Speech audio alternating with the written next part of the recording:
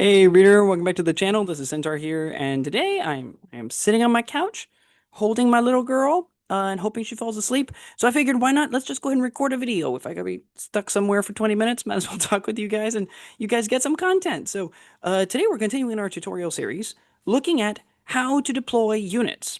Now, if you're looking at the timestamp down below, you'd tell yourself, Centaur, this should be a 3-minute video.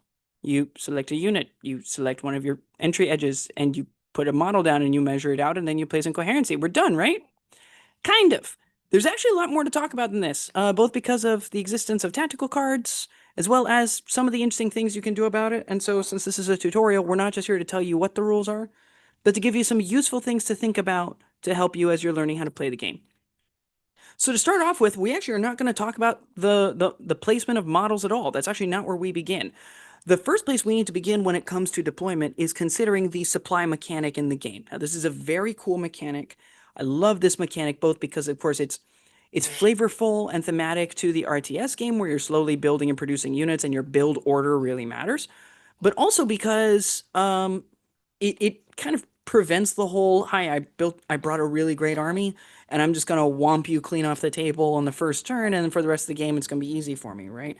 It allows us to make it so that you're really making a lot of interesting choices as you go along, including the choice of deployment. Okay, and that's by virtue of the fact that you probably are not going to start with your whole army on the table at the start. It's technically possible. I've been tinkering around with some different lists for the Nova Open in September, which is a 1,000 point skirmish tournament that's going to be going on. And it's technically possible with Terrans to run like a Goliath, 2 small Marine squads, and 2 medics with the advanced medical facilities, and thus have 6 supply, but you can have all 4 of them starting on the table as early as round 1, assuming you have a max supply of 4. But in general, you're not going to have your whole army out there at the start. And so the result is that the first thing you need to consider is your starting skirmish supply and your starting standard supply. Now, for skirmish games, you're going to be starting somewhere between 3 and 4. Okay? Which means if you have big squads or if you have powerful units, they're going to be probably the only thing you're going to have out there, maybe with one other unit helping out to support them. If you have smaller stuff, you might have quite a few things running around on the table as early as turn 1. Well, as early as round 1. If you're playing at standard, it's more common. You're going to have multiple things working in conjunction because, again, your army is about twice as large, so you start with about twice as much supply. The result is plan out your starting force before you sit down at the table. When you're building out your army list, like we talked about in the last tutorial, the next thing you should be doing is figuring out, okay, with my list, what are, generally speaking, the first units I'm going to deploy? And then make sure that you can, 1, get out all the ones that you want to get out, and 2, make sure that they all have a specific role that they should play, okay, for the purpose of your army, and that your deployment style and where you choose to put them down is actually going to do that, okay? And the question of unit roles is really important, right? So you want to plan for synergies, right? It doesn't do any good if you have medics all by themselves for Terran. You want your medics to be near your biological units. You don't want them just rolling around next to your Goliaths. They can help Goliaths because optical flare is very useful for keeping people from shooting at Goliaths while Goliaths can still shoot right back. Okay, so like there are reasons to keep them near each other. But in general, you want your medics to be near your biological units. That way they can help to save lives because that's why you bought medics. Okay? Your Goliaths, similarly, should actually probably be designed to roll together. Very similar to what we did in Starcraft 1, and for those of us who played the Wings of Liberty campaign, Starcraft 2. It's an extremely useful thing to keep Goliaths together and have them hunt as a pack. And in the tabletop game, this is reflected in the fact that you can spend target lock on 1 Goliath, and it applies to all Goliaths who are shooting at the same unit that you target locked. So you can spend 1 command point to get a bonus for potentially all of them, as long as they're all hunting together, which is really, really nice and a great way of being able to get rid of some of those really tough and durable units that you might come across. Another thing to think about is, in general, if you have 2 units that are supposed to work together, so let's say you have a Marine squad and you have a Medic squad, right? Marines are the guys with guns designed to shoot at the enemy. Medics are the guardian angels who stand behind the guys with guns and make sure that more of the guys with guns don't die, right? In general, deploy them the same turn, okay? The same round They should be present together. And the reason why is because you don't want one of them to get mutilated before the other can actually help them out, right? So when you're planning out your supply and how you want to use things on round one, make sure that you're thinking through, hey, where's this unit going to be useful? And can I deploy them with the unit that's supposed to help them? And then for future turns, they're thinking ahead, okay, this is where these units are going to be. I'm also going to want to augment them with this unit. So I need to make sure that they deploy from the same area or in the same style, right? And another thing to think about when it comes to choosing the unit that you want to deploy is keep your specialists for later in the round. So, keeping with the Terran theme here, Marauders are specialists. They are very good against enemy armored units. They're very durable. They can take a beating while giving out a beating against armored units.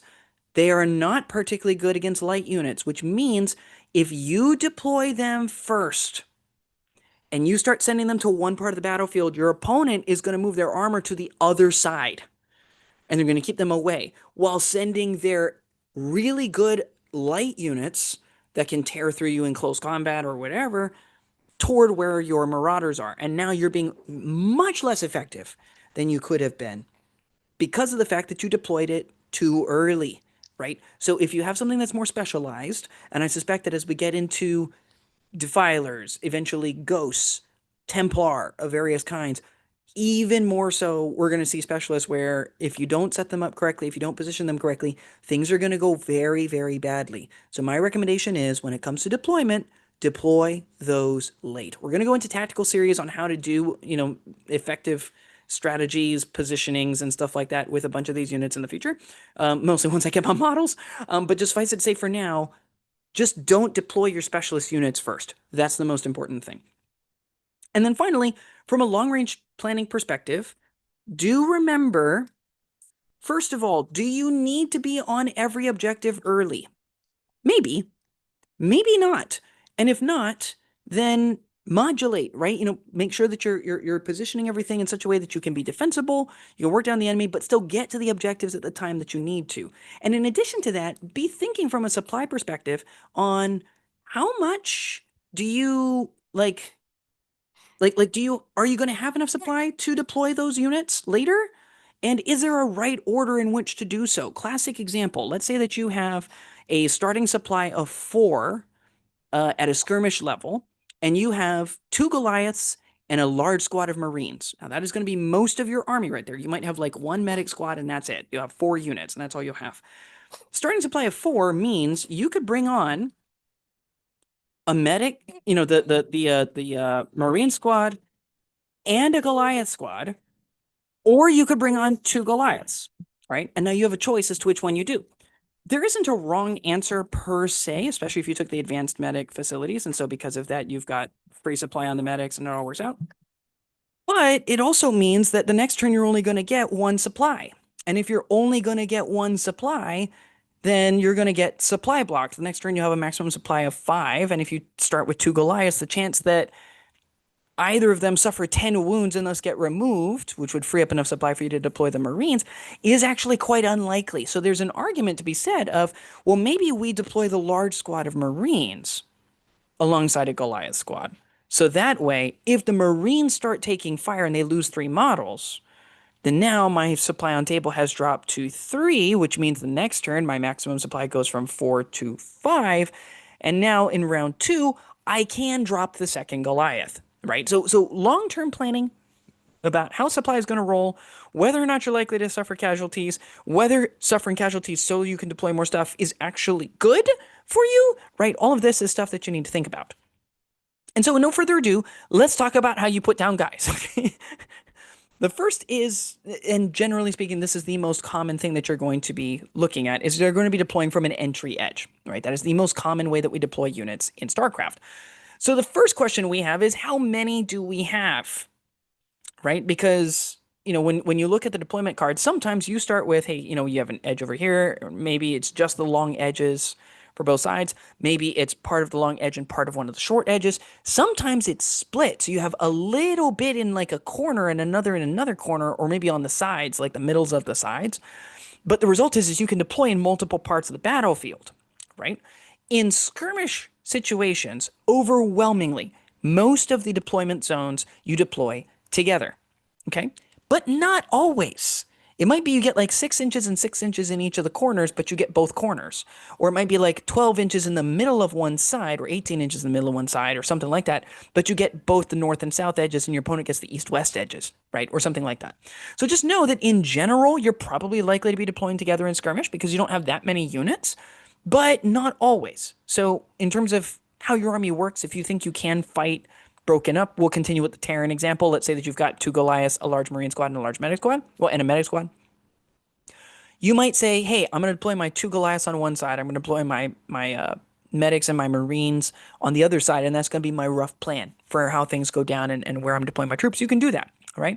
And maybe that works out for that army. Whereas, if you've got an army that's maybe really heavy on Zerglings that have to protect roaches, from getting involved in close combat where they're not quite as good, generally speaking, and then we've also got Queens who have to be able to heal people.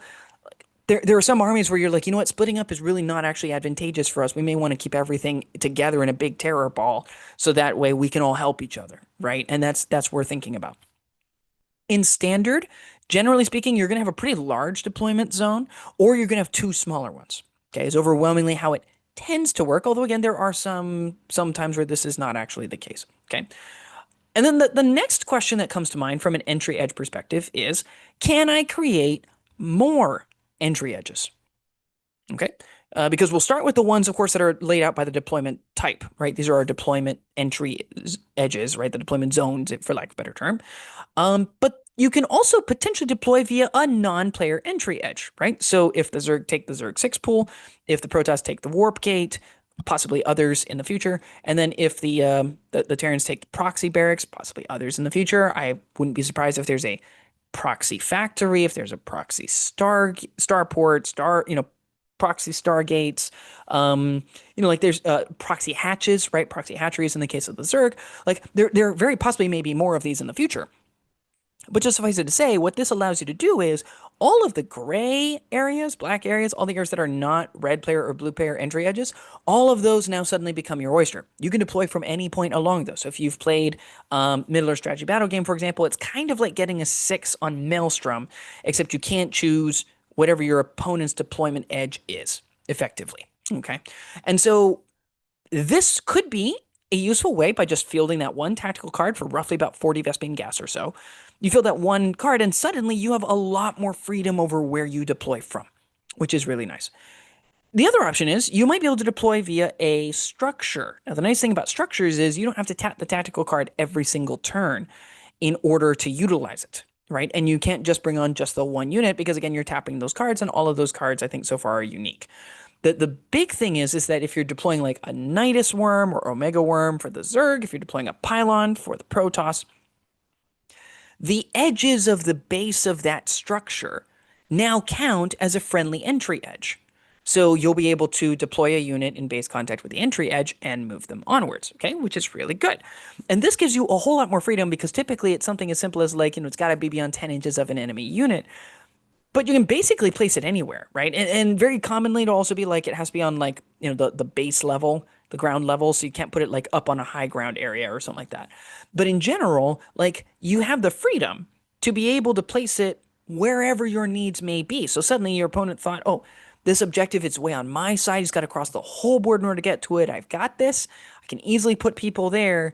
A structure helps you get there an awful lot faster. And the final way that you can do deployment is that you actually deploy in base contact with a token. So things like the Overlord, the Warp Prism, the Dropship. Basically, if you're being transported via an air unit and drop down onto the battlefield, the way it works is you're going to be placing a token. And then after placing the token at the end of the round, so we've already done all the move phase stuff, we've done the assault phase stuff, we've done the close combat stuff, we've also done, worth noting, the scoring and cleanup phase, which ends out the turn. So we've already scored for all objectives. Units that we're about to drop from the token are not going to contest or control objectives for us. Not this turn at any rate. That'll be something for next turn. But what's going to happen is that now, bam, after everything has been done, basically right before we jump into figuring out who has initiative for the next round, we're going to deploy the unit in base contact with whatever that entry edge is. Okay. And there are some considerations for this that you can imagine between token deployment versus entry edge deployment, whether that's your standard entry edges, non-player entry edges, or a structure-based new friendly entry edge. With entry edges, you do get to use them this round, right? When they come in as part of their activating turn, for your turn, you do get to give them actions and they get to do stuff, right? That being said, they're also more susceptible to damage, right? Because since they are being deployed in the movement phase, they have to survive through the assault phase and the close combat phase. And your opponent has the ability to potentially react to this, especially if it is not your last activation. And in the case of things like the proxy fill in the blanks with deploying via non-player entry edge, it always has to be your first activation of the movement phase. You can, or more accurately, it has to be the first unit you've deployed during this movement phase. So it's not like you can wait until the very last minute, you've brought in a bunch of other units, and then you can bring on something else from, basically a proxy location, right? It has to be the first one to lead off. Now, if you're deeper into the game, round 2, round 3, round 4, etc., and you haven't deployed any other units, you've just been activating your other units in the move phase that are already on the table, you can proxy somebody in from a far distance, and it could be pretty late. So that's something we're thinking about, and that might help to save you some damage. Pro tip, it's a good idea. But the big thing to remember is you're vulnerable, right? The big benefit of token deployment is you're technically losing a turn, but one, it means that you can activate another unit, and then as part of that, you tap the tactical card and you place a token, and one of your units in reserve will then deploy there. So you've kind of sped it up. You've effectively planned out movements for 2 units as a single activation. At the same time, you're losing them for the entire turn, right? So they aren't going to be able to activate. That also means, however, they are safe. So whereas you could proxy barracks a 9-man Marine squad in from a side and potentially they get hurt really badly to try to challenge an objective, you could alternatively place a token over there. The opponent can maneuver over there all they want, but they can't do anything to the Marines, and then the Marines drop. And they're full strength, they've got no wounds, everything about them is great. They're all in good condition. That's advantageous, right? Because then for the next turn, they don't even necessarily need to activate. You can pass a little bit sooner because they're already in position, which is good. So there are benefits to both, right? And I don't necessarily think you need all of these in any given list. You can typically field them, at least if you're playing at 1,000 points or more, you can field, one of each of these effectively if you build your army just the right way. But in general, it's just nice to know you have the options, and it comes down to really how much risk you want to invite as a player and what kind of army composition you're looking at. And so now, with all of that beside us, and we have a lot of things bouncing around in our brain, let's talk about how you deploy a unit, okay? So your first drop, whatever your first deployed unit is, needs to be chosen with care, right? We've already talked about save specialists for later, okay? We don't really need to, talk about all this all that much, but, Marauders want to be deployed once you know where enemy armor is. Zealots want to be deployed once you know where light targets are because they're really, really good at tearing apart light targets. Things like that, okay? But what I would personally recommend is deploy your obvious units first, okay? The stuff where your opponent already knew you were going there, so you might as well go, right? So classic example, there are some situations where the center objective may be worth more points than something else, right? If that's the case, and you happen to be playing Zerg, and you have a burrow ambushing unit who can burrow ambush basically right next to that objective. If it's something like a Roach that's pretty durable, something like a Zergling unit that has a lot of punch and needs to be aggressively up anyway because you want to get it into close combat as quickly as possible, your opponent already knows you're doing that. So there's really no problem in just showing them, hi, the thing that you were super smart and knew I was going to do, congratulations, you're correct. I'm doing that thing. Because now your opponent reacts to that, they start doing things, but now the stuff that's a little more up in the air, you're still holding tight. You're still holding close. And so because of that, you can make them more effective and your opponent has less idea of what's going on, right? So in as much as there are certain things that are obvious, just do those first, okay? Because it buys you time. The opponent already knew what was going on. It also keeps the game moving faster, which is always good. It makes players feel like the game is really engaging and good because it is. And you haven't given away as much, which is good. Second thing to think about is when you want to deploy it, you're going to place one model on the entry edge. Okay, so you're technically starting with 32 to 80 to potentially in the future 150 plus millimeters worth of movement already.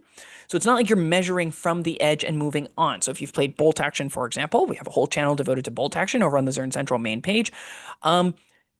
As you're well aware, you measure from, well, here's where the unit would start on the very edge, measure out your movement, and then place your model.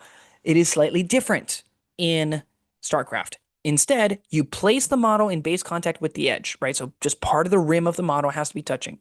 And then from there, you get to move, which means you've already started a little bit up the board, right? If it's 18 inches to the center, you've already started 32 millimeters, 40 millimeters, 60 millimeters, 80 millimeters, 150 millimeters, whatever, already up. And then your movement happens beyond that. Okay. Now, unlike Star Wars Legion, where your measuring sticks, you start by putting them at the, locking in on the front end, and then you move it all the way to the very end of it on the other end. We are moving, edge of base to edge of base, forward edge of base to forward edge of base. Okay, so you're not going to be placing at the end of your movement, you're going to be placing within your movement, if that makes sense. Okay. And once it's done, you're going to measure out the move distance for the unit, right? So their move is going to be given for most units in the game, it's 4 or 5. Okay, for most of them, which is nice. There are some that are higher than that, and we'll get into that a little bit later. But it means that, once you've got the base locked in, this is where I'm starting. We're just going to measure out 4 inches, in some cases 5 inches, in some cases more than that if you've given them extra speed and things like that. And then you're going to move the model there. And if they have to wrap around terrain, you're going to go around terrain. And that counts towards your movement. So you can't draw 4 inches through something and then, hop them around it or something like that. Okay. There are units that can hop over things. Those do exist in the game. They can measure like that. Okay. They can treat it with just, they get horizontal movement without any problems. But most units, you're going to be hopping around things. Okay. Is the plan. And then once you've moved up to your maximum amount, you don't have to move the maximum for what it's worth. If it works better for you to be like, you know what, I'm going to move 3 inches forward instead of 4 inches because I don't want to actually get that close to those Zerglings. I don't want to get that close to those Zealots because they want to charge me and I want to shoot at them, right? Then after that's done, you're then going to place the remaining models into unit coherency. Now, in general, the standard rule, if it doesn't say otherwise, is that all models within the unit have to be deployed fully within 3 inches of whatever that lead model is, right? Which is the model you placed in base contact with the edge and started maneuvering, okay? And all moves are performed like this. You choose any model, doesn't matter. There's no unit leader like in Star Wars Legion. You choose any model, and that model becomes your lead model, and they move up to their maximum distance, and then everybody else is placed within unit coherency, typically 3 inches away from that model. It is important to note a few things in the game. First of all, there is a difference when it comes to rules about being worded as being within and fully within. Okay, within means a tiny part of your base, a tiny sliver of your base has to be within range and you count. Okay, this is most commonly done for things like objectives. However, the wording for coherency is fully within, which means the entire base has to be within range.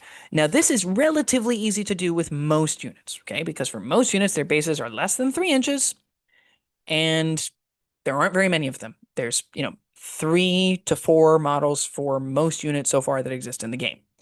There are some units where this could actually be a really big issue, okay? First of all, when you start getting to larger Marines and Zergling squads, Zerglings do thankfully get the 4-inch coherency, which allows you to fit more of them in there. But you might find that you're either really tightly grouped together or you're actually really having problems, especially if there's terrain nearby, actually trying to fit them all into coherency. All you need to know is, technically speaking, if there's no physical way to put everybody in coherency, you don't have to. Just know that your supply counts as 0 for contesting objectives because your unit is out of coherency. So that's not great. So in general, don't run your Zerglings like that close to walls, like they can be close to walls, but not like that close to walls, right? You got to be careful of these kinds of things. There is a lot to consider, okay? But it does mean, and this is nice, you can roughly gauge where the unit's going to be. There's no weird long conga lines like you can get in some games, okay? We're just, every model is within an inch of another model, right? Bolt action, we have this issue sometimes where some things happen where under the rules it's perfectly legal, but in reality you look at it and you're like, that's really weird. So, we don't get nearly as many of those happening here in this game because of how the coherency rules work, okay? Now, it's worth noting, some units will only have one model in it, and sometimes units will be reduced down so many casualties that they are down to a single model remaining. When this happens, Models all get an extra 3 inches worth of movement, and you'll see this reflected by the slash amount in their number or just by the base number that's in there because it only starts with one model.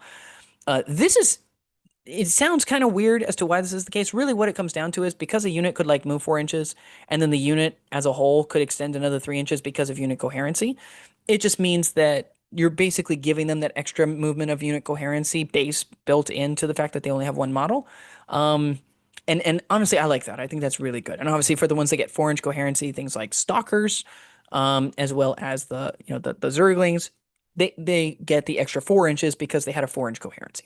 Okay. So nice and simple. You're just going to, just as a quick recap, place the model in base contact with an entry edge of some kind, whether that's coming from a token or from a structure, or from a non-player edge or your standard player edge. You're going to then measure out from the base to the place you want to move them up to that maximum. You're going to move the model as far as you want to move them, and then you're going to place all the other models within a 3 inch unit coherency. Nice and simple. Now, there are some future things to think about. Okay, and we've already talked almost ad nauseum at this point about specialists, units that shouldn't be deploying first, they should be deploying later. Okay, last thing we're going to say on this is yes, you want to make sure you're deploying them to the part of the battlefield where you can go after the enemy. Make sure that you're actually deploying them at a time that's actually useful for you, right? You don't necessarily have to go after a unit of stalkers on round one. It helps because there's a lot of wounds to chew through and they have a pretty good armor save, but it's not that bad, right? If you wait until round two, if you have a large squad of marauders, for example, because that large squad of marauders is going to easily put a lot of wounds on that stalker squad and probably remove at least one stalker. Okay. So you can wait until round two. If it works better for the purpose of your army for moving up, getting to certain places, thinning out the herd, whatever it is that you have to do, it might be advantageous for you to wait and deploy it on a future turn when it makes more sense to do that. Okay. It also means don't place them if possible until you know where the unit they counter is deployed. Again, we've talked about this ad nauseum, but this is important, right? Just from a long-term thinking perspective, make sure that you don't get baited, right? Don't get baited into throwing a unit somewhere where it really shouldn't be. Throw them into a place where they're going to be effective, okay? And then the other thing to note is do be watching supply changes, okay? Critical thing to mention here, and this is kind of weird to say, but this is also a whole thing in StarCraft as well. There are some times where it's actually going to make sense for you not to save some of your models. Okay? There's going to come certain times where when you are preparing to resolve wounds against one of your units, and you're like, oh, hey, I have a medic nearby, I can save those wounds. And then you tell yourself, wait a minute, actually, it would be really advantageous if I lost a couple Marines here so that I have more supply. So I go down by one supply, but I'm not going to lose the objective, so it's still going to be okay. But I'll go down by one supply, which means when the new supply kicks in, I'll have enough to be able to deploy this siege tank or this marauder unit or this Viking or whatever it is that's happening. And you're just like, okay, so maybe I don't actually use the medic here. And I save my command points. I save my supply effectively, right? I'm conserving that resource at the expense of a couple men, right? That could be quite advantageous. And it could actually be the difference between you winning and losing a battle because you were able to bring the right reinforcements in at the right time. You didn't have to wait because you ran out of supply, which is really good. Second thing to think about is that especially at skirmish level, right, where you're only getting like one extra supply per round, there's a legitimate question of, so do I deploy new units on round two to help reinforce? Or do I have something really big that I would really prefer to bring on and I don't want him getting stuck until like round four? So I'm going to save that supply, work with what I currently have on the table because it's manageable, right? Maybe the threat level is pretty low because I had a really good round one. Don't deploy anything new, deploy new stuff on round three where it might be useful. And then if I do lose more supply in round two because I didn't reinforce with anything, that's fine. Then I'll bring in the other stuff that I'd thought about bringing in on round two instead, right? And maybe that works out. These are the kinds of games that you have to be thinking about in terms of how your army works. Yes, there's synergies within your army, but are you going to have all of them on the table at the same time? Are they going to be in the same place? Are they coming in at the proper time when they're actually needed? This is what I love about the StarCraft deployment system. You are always asking interesting questions. Whereas when I play most war games, most of the time when it comes to deployment, I already know what I'm doing with like over half the army, right? I already know, okay, well, they're going down here and they're going down here, and I have like a whole build order basically set up of how I'm going to be deploying everything because of the fact that I know I need certain tools in certain places and I need them to be able to do certain things. And I know I'm putting down basically my whole army, if not my whole army. And if that's the case, then there's just a lot less thinking going on. And there's a little less dynamic stuff going on with my opponent because sometimes, especially in the case of bolt action with fixed weapons that have to be like in a specific place facing a specific arc, like I already know I kind of need them facing in a certain direction, so I might as well start with all of those and then react with everything else, right? StarCraft is extremely dynamic because there is no turn zero, right? There's no pre-deployment that's going on. Everything is starting, coming on the board in round one as part of the first turn. But what that does, practically speaking, is it says, hey, there's gonna be a lot of give and take. There's gonna be a lot of reacting to what the opponent's doing and working things out. And you can still gauge some of that by virtue of, well, here's the obvious stuff, we get those done. But it is keeping your mind engaged, it's keeping your opponent engaged, even when it's not your turn. And I think that is awesome. But what do you think? Do you think the deployment is a little too complicated? Do you think that there's new room for other styles of deployment that haven't been examined yet, even by the game? Let us know down in the comments below, and I will see you next time.